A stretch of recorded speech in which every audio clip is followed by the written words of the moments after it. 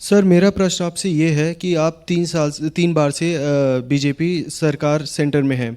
आप बात कर रहे हैं मुर्शिदाबाद में जो हुआ और तमिलनाडु में जो हुआ, सो आपकी पार्टी क्या इस पे कंट्रोल नहीं कर पा रही है? हिंदुओं को जो जिस तरह से काटा जा रहा है, मारा जा रहा है बार बार लगातार।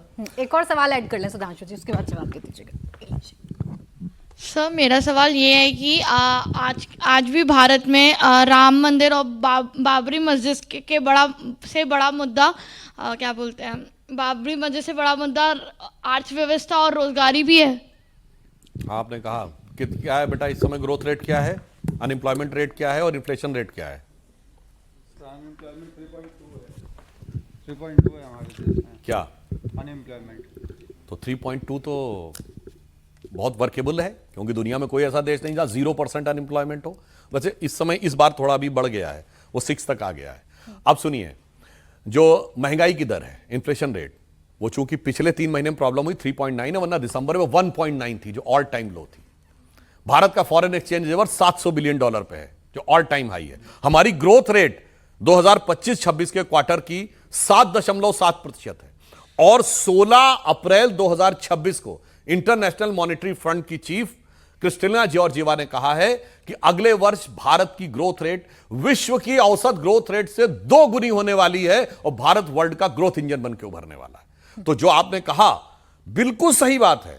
ये असली मुद्दों पर डिस्कशन करने को आए ना, तो विपक्ष को पता है कि भाजपा से वो जवाब नहीं ले पाएंगे। चौथी बड़ी अर्थव्यवस्था हम बने हैं, तीसरे बड़े स्टॉक एक्सचेंज बने हैं, तीसरे बड़े ऑटोमोबाइल के मैन्युफैक्चरर बने हैं, दूसरे बड़े मोबाइल हैंडसेट के मैन्युफैक्चरर बने हैं, डिजिटल ट्रांजैक्शन में दुनिया के नंबर 1 के देश बने हैं, इंफ्रास्ट्रक्चर में इन्वेस्ट करने वाले दुनिया के नंबर 1 के देश बने हैं, और टैरिफ को अगर सस्टेन कर पाया, सिर्फ चाइना भारत 2 ही कर पाए, भारत उस टैरिफ के आगे भी नहीं झुका है, और चांद के अछूते कोने दक्षिणी ध्रुव तक पहुंचने वाले भी हम देश बने हैं। तो उनको पता है, इसीलिए ये हिंदू मुसलमान के मुद्दे उठाते रहो। अगला सवाल पूछो।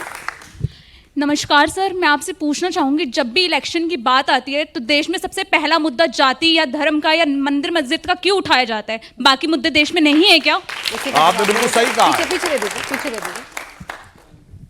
बिल्कुल आपने सही कहा है।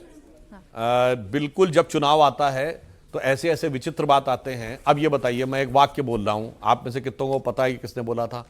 कांग्रेस मतलब मुसलमान, मुसलमान मतलब कांग्रेस, कांग्रेस की ताकत मुसलमान, मुसलमान की ताकत कांग्रेस। किसने बोला था?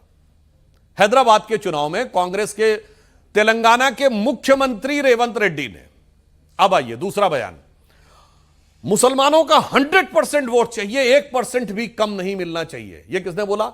कमलनाथ, 2023 मध्य प्रदेश का विधानसभा चुनाव। तो आपने बिल्कुल सही कहा है।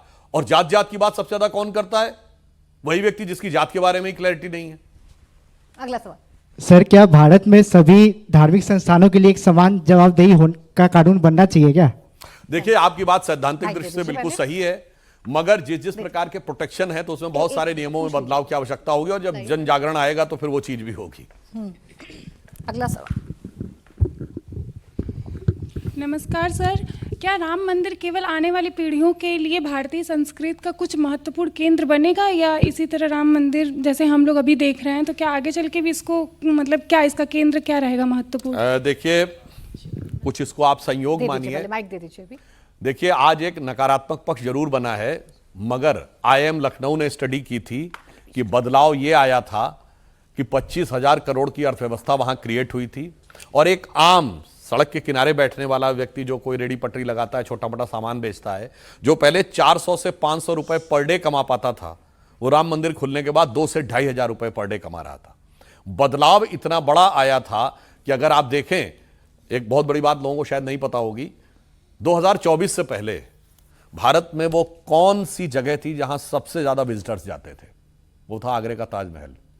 2024 के बाद वो अयोध्या का राम मंदिर हो गया है। अर्थात भारत की चेतना एक अजीमुशान मकबरे में पड़ी हुई एक मुर्दा कब्र से उठकर जीवंत भगवान की प्राण प्रतिष्ठित मूर्ति की तरफ बढ़ रही है। यह बदलाव दिखता। और लास्ट में मैं एक और बात भी कह दूं, दुनिया में आज लड़ाई हो रही है, आपको पता है। आप ईरान और अमेरिका की लड़ाई देख रहे हैं, इजराइल लेबनान की लड़ाई, रशिया यूक्रेन की लड़ाई, पाकिस्तान और अफगानिस्तान में लड़ाई हुई, कंबोडिया और थाईलैंड जैसे पीसफुल देश भी लड़ गए, और चाइना ताइवान में कॉन्फ्लिक्ट है, वेनेजुला के साथ जो हुआ वो देख ही रहे हैं पूरी दुनिया में। तो पूरी दुनिया में कोई क्या चाहता है? ताकतवर देश चाहता है या तो मैं दूसरे का एनेक्सेशन कर लूं, अपने में ही मिला लूं, या फिर सब्जुगेशन कर दूं, अपना कोई पपेट वहां बैठा दूं, और तीसरा होता डोमिनेशन कर दूं, एक संधि लिखवा लूं और जो चाहूं मैं उस देश में करूं।